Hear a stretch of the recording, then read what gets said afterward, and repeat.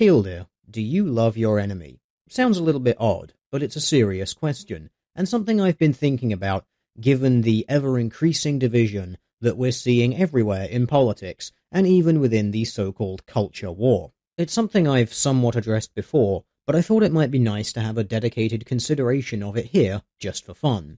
First of all, I'd like to address the right-slide insults, for lack of a better way of describing it, the gradual slipping of thought-terminating cliches used by the extreme leftists, the liberal progressive types, over the years.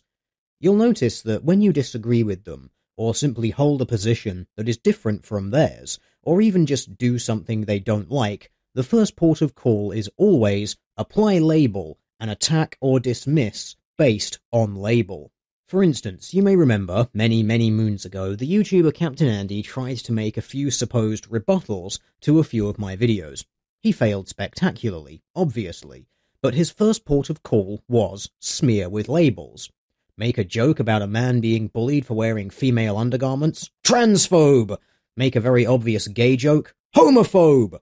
Any vague point that could be pulled out of something with the use of mass overanalyzation and mental gymnastics resulted in the application of the label of wrongthink.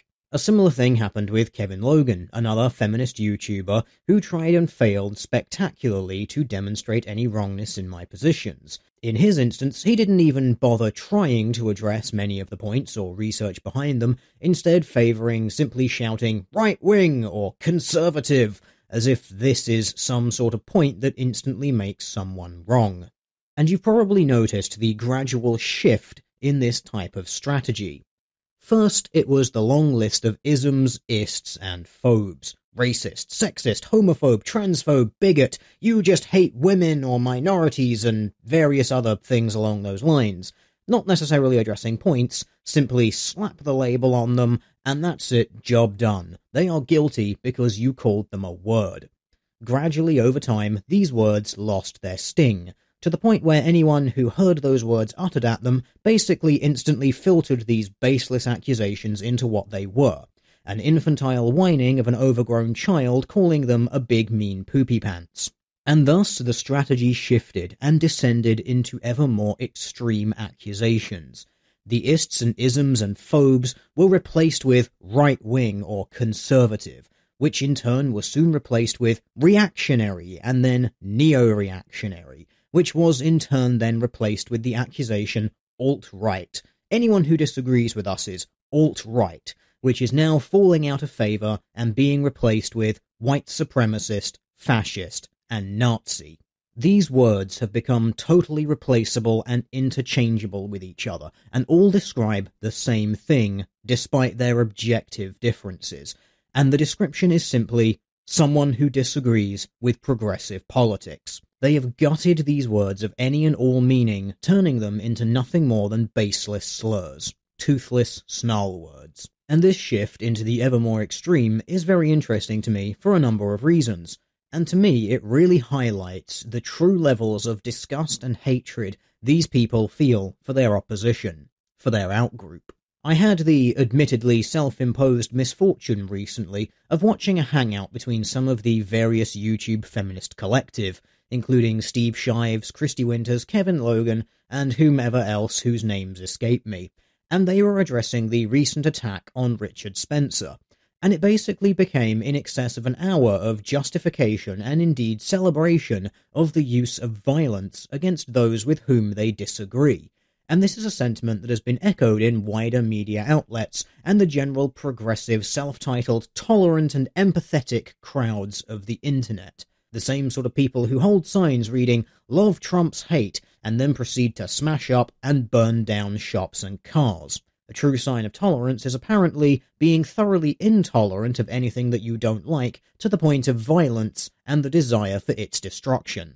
And this is a pattern we've seen echoed over and over and over, not only in the recent Antifa riots, and that's what they were, as far as I'm concerned. If your protest is causing property damage and injury to others, it is no longer a protest, it is a riot, and in the recent #DeleteUber nonsense, wherein a taxi service suspended its service around various airports temporarily so the drivers could protest against the recent decision by President Trump to temporarily suspend visas from a selection of countries, a policy that was merely a continuation of plans laid out by Obama in previous years and mirroring Obama's banning of visas from Iraq in 2011, but that's another story for another time. The taxi service suspended its service temporarily to protest this decision by President Trump, and the company Uber, basically a volunteer-run minicab service, stepped in and continued offering this service in the area with the suspension of surge charging.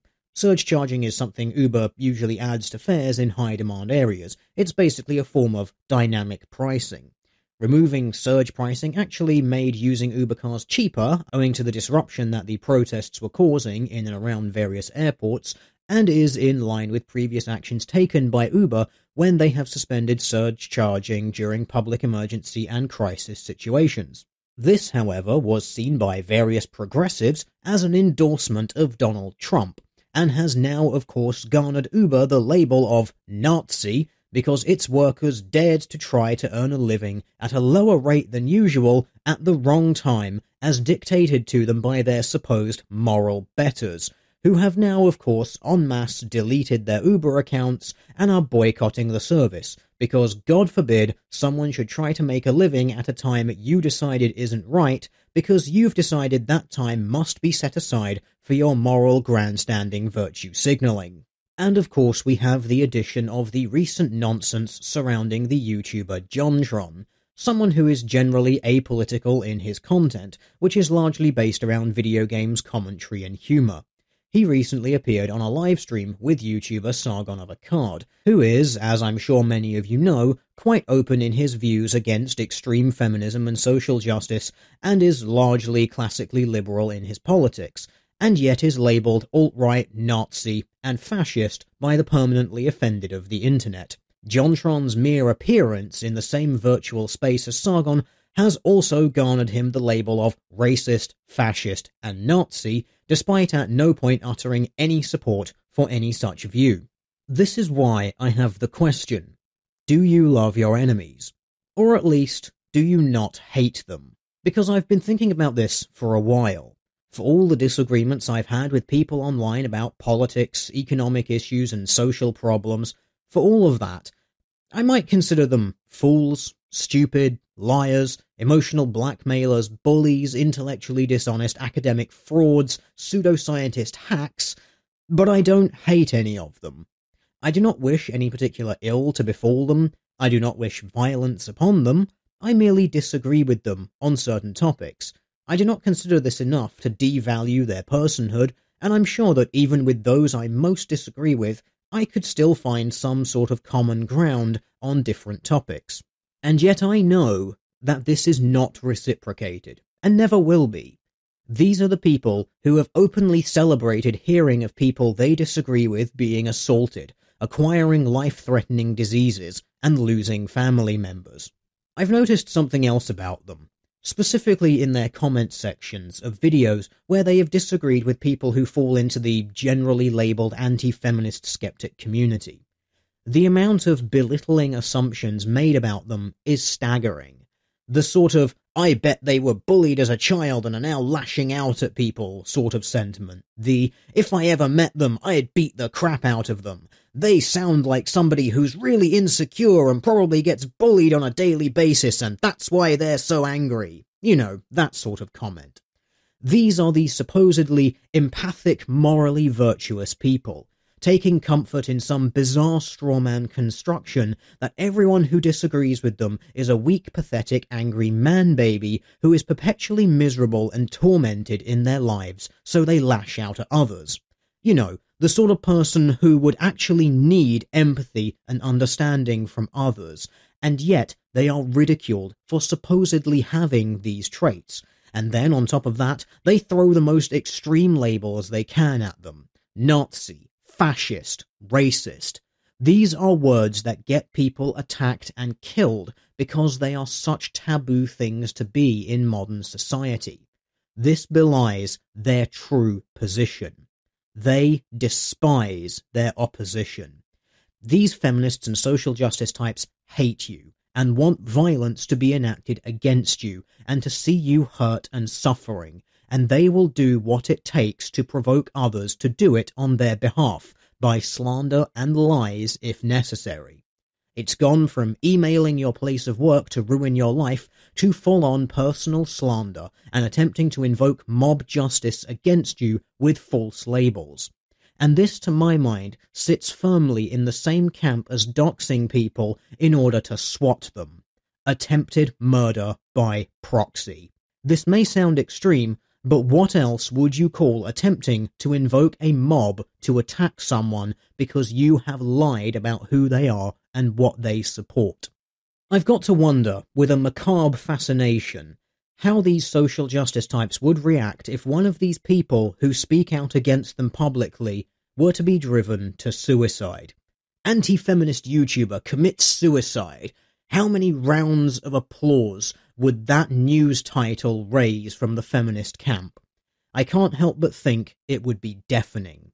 We've seen the celebrations they have over people's illnesses or mental health concerns such as depression. How would they react to the most permanent of solutions? Your enemy hates you, but do you hate them? I can honestly say no, but I do wonder how long that can last. How much would it take on their part to drag me to their level of blindly despising them for their mere existence? Something for us all to consider, I think, because after all, as the phrase goes, whoever fights monsters should see to it that in the process he does not become a monster, and if you gaze long enough into an abyss, the abyss will gaze back into you.